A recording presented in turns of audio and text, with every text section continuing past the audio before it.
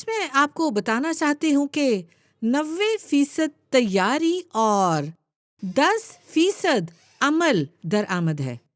90% تیاری اور 10% عمل درآمد ہے۔ مجھے لگتا ہے کہ آپ میں سے بعض حاملہ ہیں۔ بچے کو 9 ماہ لیے پھرنا، خدمت کرنا، اپنے پیٹ میں اپنی رویا لیے پھرنا، 90% تیاری۔ جی ہاں، 90% تیاری اور 10% عمل درآمد۔ مائیں، کیا آپ خوش نہیں ہیں؟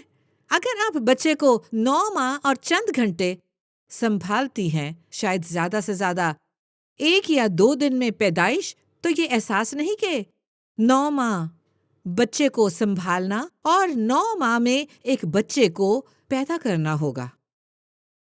90% تیاری ہے۔ اس پروگرام سے پہلے، اس منادی سے پہلے میرے روزہ، دعا، کلام خدا کو پڑھنے، مطالعہ کرنے اور غور و فکر کا وقت تھا، اور دیکھیں 90% تیاری۔ اور میں آپ کی زندگیوں سے بات کرنا چاہتی ہوں۔ شاید آپ اپنے ماضی کو دیکھ رہے ہیں، آپ اپنی کمزوری کو دیکھ رہے ہیں، اور آپ اپنی جدوجہد کو دیکھ رہے ہیں، لیکن وہ تو آپ کی تیاری ہے۔ وہ آپ کی تیاری ہے۔ وہ آپ کی 90% تیاری ہے۔ اور پھر برفانی تودے کے سرے کا سب سے چھوٹا حصہ آپ اپنی کامیابی کو دیکھتے ہیں۔ آپ عمل درآمد دیکھتے ہیں، کیونکہ آج آپ میں بعض تیار ہیں۔ آج آپ میں بعض فیصلہ کرنے کے لیے تیار ہیں۔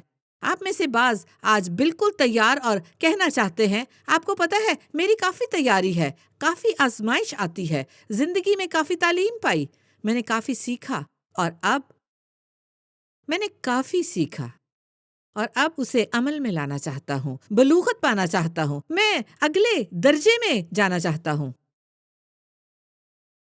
اور میرا ایمان ہے کہ خدا آج آپ کو ڈیلیوری کا شارٹ کٹ، عمل درآمد کا شارٹ کٹ دے گا۔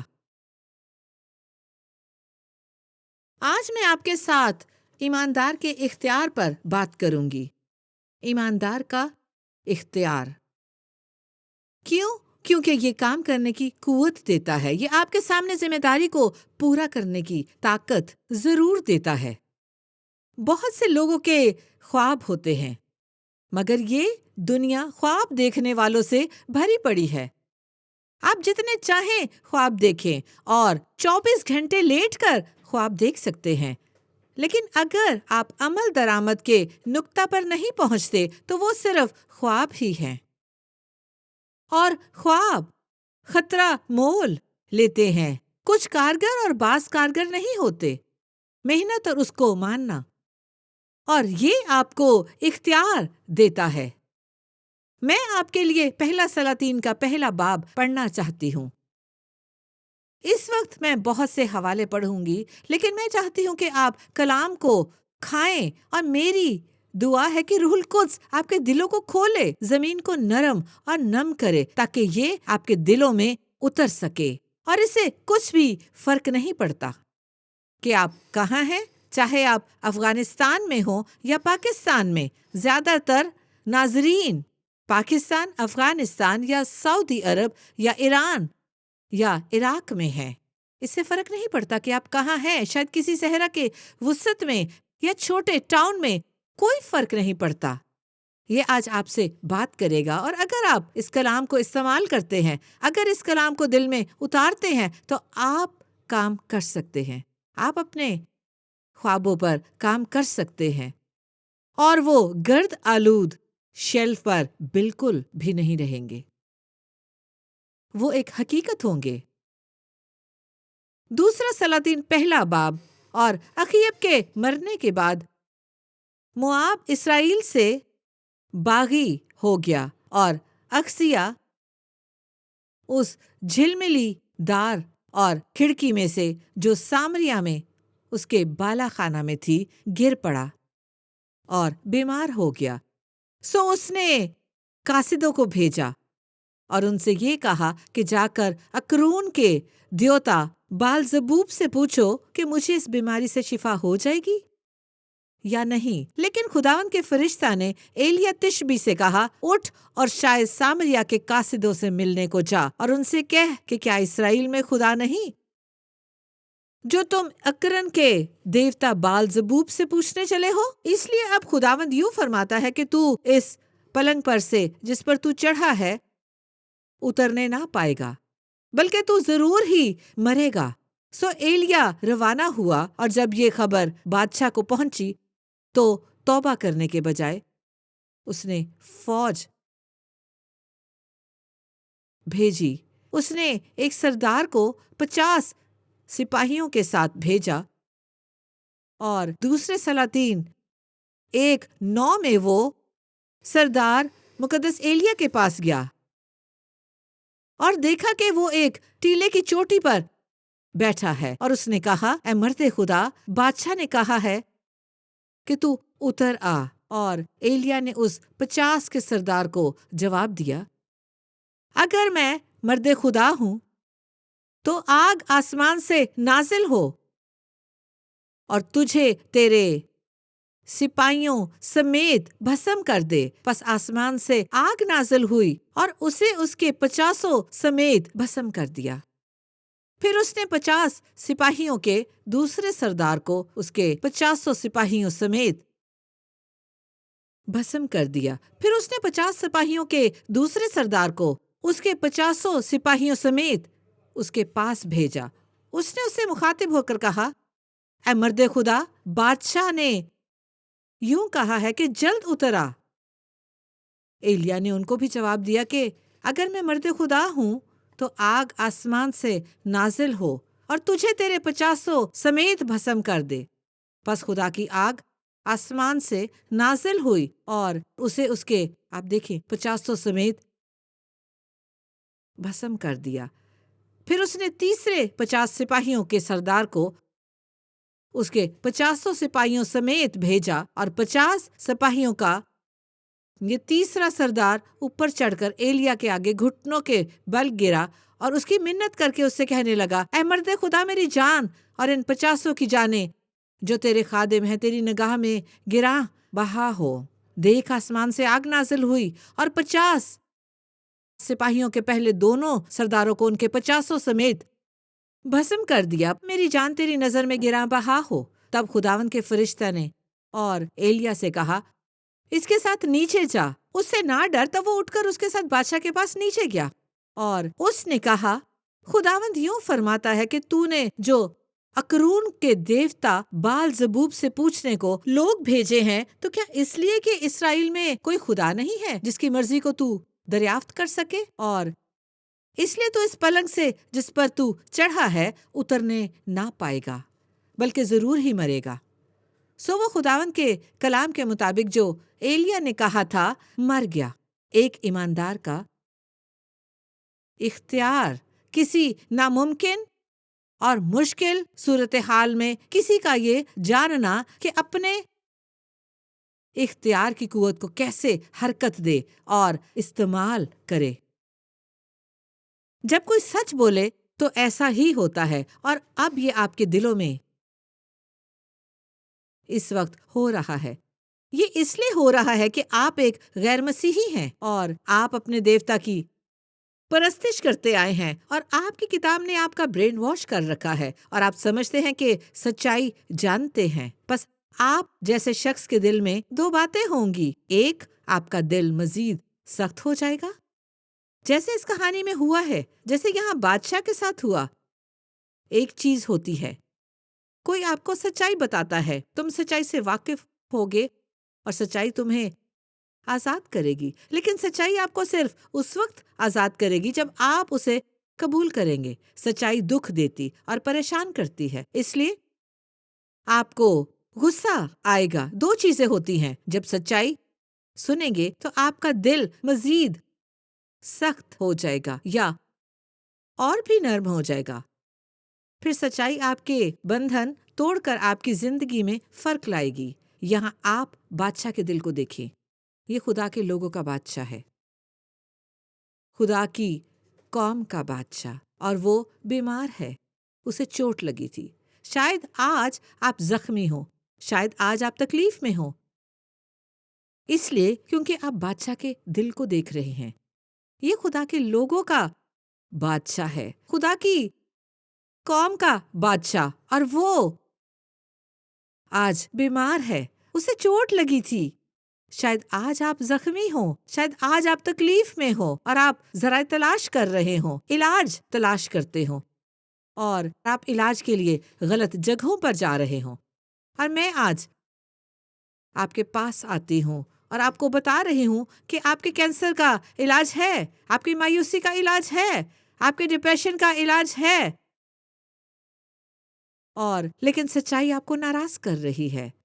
جب تک کہ آپ مشتاق نہ ہو کہ کہہ سکے میں کوشش کرنا چاہتا ہوں، جو یہ بتا رہے ہیں میں اسے آزمانا چاہتا ہوں۔ آج مجھے ضرورت ہے کہ اپنے غرور کا سوچ بھی نہ سکتا، میں ان باتوں کو سوچ بھی نہیں سکتا جو ماضی میں سیکھی تھی، میں اس لیے اس کو آزماؤں گا کیونکہ انتہائی مایوس ہوں۔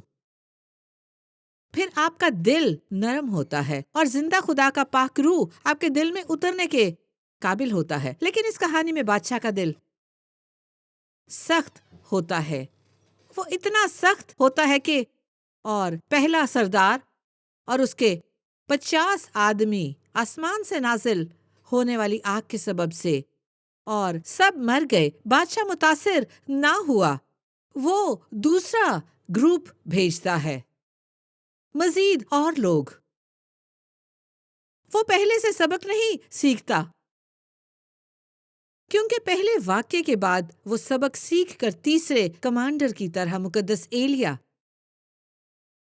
کے سامنے گھٹنے ٹیک کر کہہ سکتا تھا، میری زندگی تیری نظر میں گراں بہا ہو، اے مرد خدا، مجھے افسوس ہے کہ میں دیوتا کے پاس گیا، لیکن آج میں سچے خدا کو ڈھونڈتا ہوں، آج میں سچائی کی پیروی کرنا چاہتا ہوں، کیونکہ میں نے جو اپنے ماضی میں دینی تعلیم پائی، رسومات سیکھی، کسی کام نہ آئی، وہ میرے لیے کافی نہ تھی، وہ میری زندگی کو، وہ میرے خاندان کو نہ بچا سکی۔ مجھے ایک نجات دہندہ کی ضرورت ہے، مجھے ایک سپر مین کی ضرورت ہے، مجھے ایک اسپائڈر مین کی ضرورت ہے، مجھے ایک بیٹ مین کی ضرورت ہے، مجھے کوئی مافوق الفطرت ہستی درکار ہے جو میرے حالات تبدیل کر سکے، جو میری زندگی کو تبدیل کر سکے۔ نہیں، وہ بادشاہ ایسا نہ تھا، وہ یہ نہ پا سکا، اس کا دل اتنا سخت تھا کہ اس نے لوگوں کا دوسرا گروپ بھیجا، اور 102 لوگوں کو بھسم کرنے کے بعد بھی اسے سمجھ نہ آئی۔ اس نے تیسری پارٹی بھیجی، اس سردار نے سمجھ لیا، لیکن بادشاہ کو سمجھ نہ آئی۔ لیکن جب آپ مقدس ایلیا کی زندگی کو دیکھتے ہیں تو شاید سوچیں، آپ کو پتا ہے کیا، آسمان سے کون آگ نازل کر سکتا ہے؟ پھر 90% تیاری ہے اور 10% عمل درآمد۔ ہم صرف کہانی میں ایک ایسے شخص کی زندگی کو دیکھتے ہیں جو بہت ہی وقف، اپنے خدا کے لیے اتنا حاضر کہ وہ اپنے کلام سے کام اور اپنے اختیار کا استعمال کرتا ہے، کیونکہ اگر آپ نے 90% تیاری نہیں کی اور آپ کچھ ایسا کام کرنا چاہتے ہیں جس میں اس کا نام اور دعویٰ ہو اور وہ کھوکھلا اور بے قوت ہو، لیکن جب آپ کا روحانی سفر سچائی میں گہری جڑ رکھتا ہو، سچے خدا کی قوت میں گہری جڑ رکھتا ہو، تو پھر آپ میں اس قسم کی قوت ہوتی ہے کہ آپ اس کا استعمال اور مشق کریں۔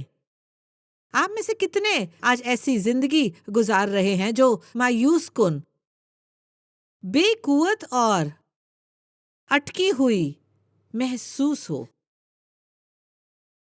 اور آپ اس میں سے نکلنا چاہتے ہوں، جانتے نہیں کہ کیسے؟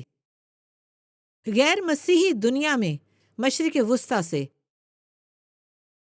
ہم میڈیا سے، ہم دہشت گرد ISIS کی بابت بہت کچھ سنتے ہیں، اور میں ایک خانہ جنگی میں پروان چڑھی۔ میں تب چھوٹی لڑکی تھی اور 4 یا 5 برس تک میں مسیحی ہوتے ہوئے بھی PTSD میں خدمت کی، لیکن پھر میں نے اس پر غالب آنا سیکھا، اور میں نے سیکھا کہ کیسے شکار کے بجائے فاتح بنوں۔ ایسا کرنے کا ایک طریقہ ہے، اور مجھے خدا کی سچائی سے خود کو پھر سے برین واش کرنا پڑا تاکہ ابلیس کے جھوٹ مٹا سکوں۔ آپ دیکھیں، لیکن میں آپ کو بتانا چاہتی ہوں، اور ہم یہ تمام منفی خبریں سنتے ہیں۔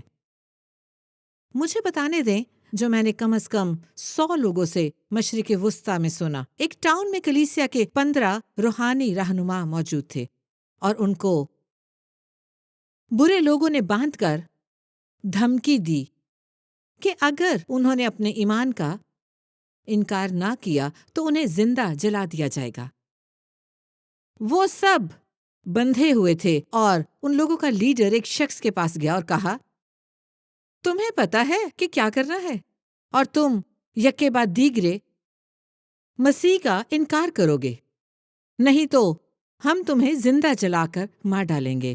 اور سارے شہروں کے ملے جلے مسیحی، ان میں سے بعض بندھے ہوئے تھے، اور انہوں نے کہا کہ یہی اور ہماری تقدیر ہے۔ انہوں نے مشین گنز اور آپ دیکھیں اور ہر چیز پکڑ رکھی تھی۔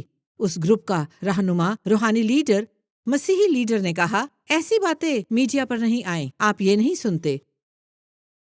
خدا کا بہترین مواد، خدا کی چال جو ہم سنتے ہیں، ہم مشرق وسطیٰ میں گواہ بنتے ہیں۔ اور روحانی لیڈر، مسیحی لیڈر نے کہا، اگر میں خدا کا فرزند ہوں تو خدا کی بادشاہی کے شہر عدم سے آ کر تمہیں چیر ڈالیں گے، اور لیکن میں اپنے ایمان کا انکار نہیں کروں گا۔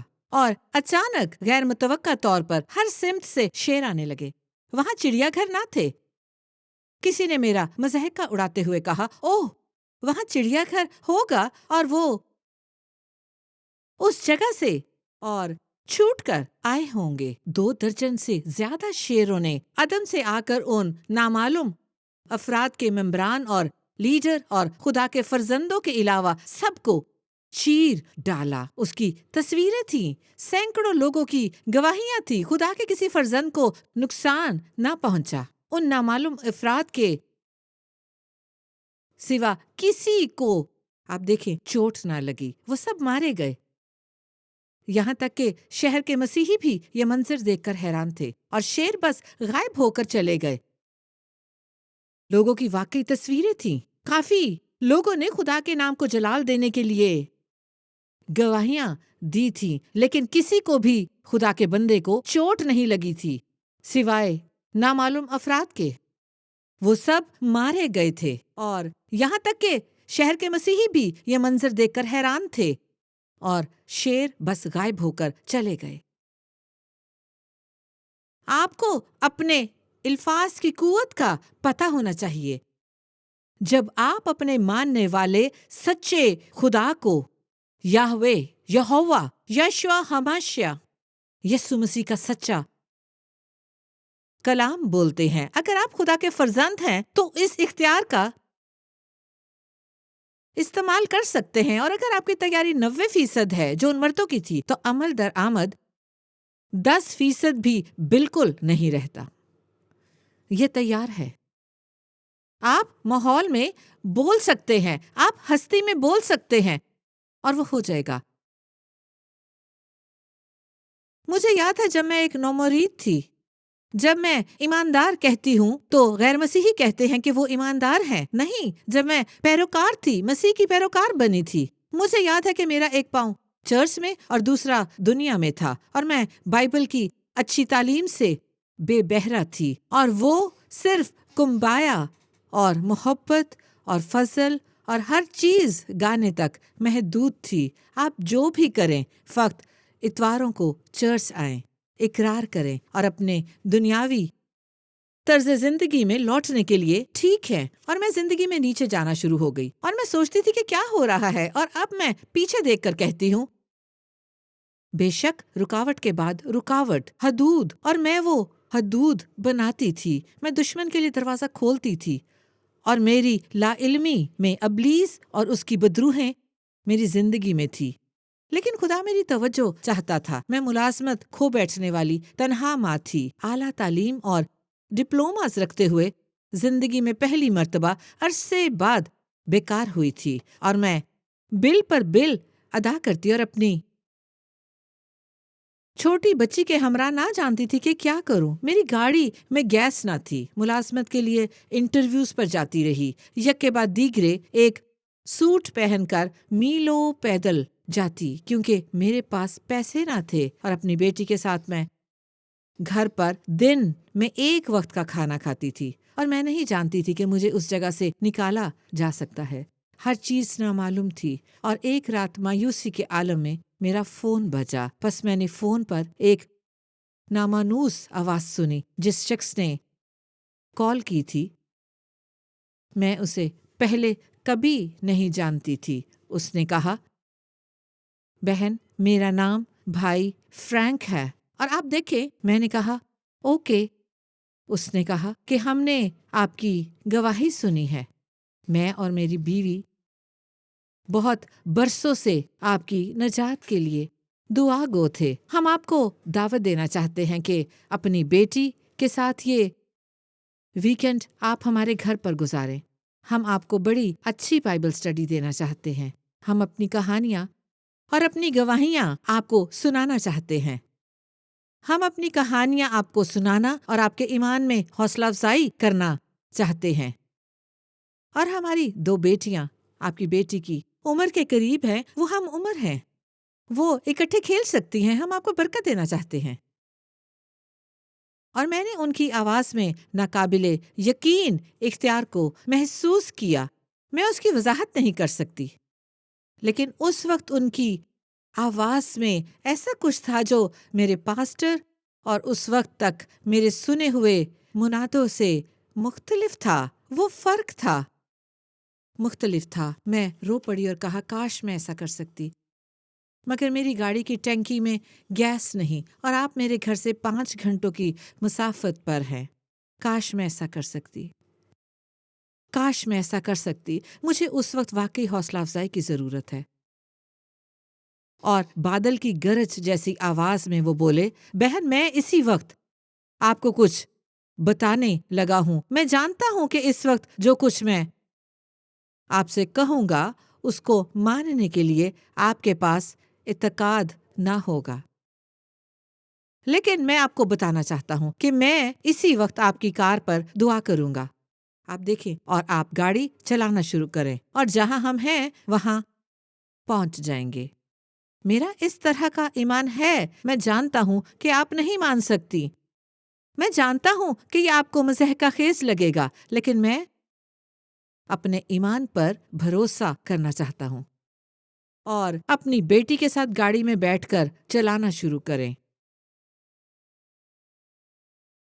میں نہیں جانتی کہ کس طرح میرے اندر ایمان بڑھنا شروع ہوا۔ میں نے اس کی بات کو ماننا شروع کیا، حالانکہ یہ احمقانہ لگتا تھا، حالانکہ گاڑی کی ٹینکی بالکل ای پر تھی، خالی۔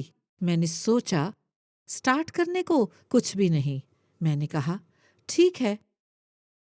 میں نے کہا، میں کوشش کرتی ہوں۔ اور انہوں نے کہا کہ میرا وعدہ ہے کہ آپ ہمارے گھر پہنچیں گی، لیکن اگر نہ پہنچی، اور سوچیں کہ ہر شہر میں میرے مناد ہیں، آپ کے راستے میں میرے بہت سے دوست ہیں، اور میں آپ کو مدد بھیج سکتا ہوں، تو میں جانتا ہوں کہ ایسا نہیں ہوگا۔ ٹھیک ہے۔ اور میں نے ایک چھوٹی بچی کی طرح بڑی فرما برداری دکھاتے ہوئے کہا، اوکے، میں کوشش کرتی ہوں۔ میں نے اپنی بیٹی کو گاڑی میں اپنے ساتھ بٹھایا اور ڈرائیونگ شروع کر دی۔ اس وقت میں فلوریڈا کی ریاست میں رہتی تھی، اور میں ایلیگیٹر ایلے سے ہو کر گزر رہی تھی۔ وہاں کوئی سٹاپ نہ تھا، لیکن اس وقت وہاں بس فضل انڈیلا جا رہا تھا۔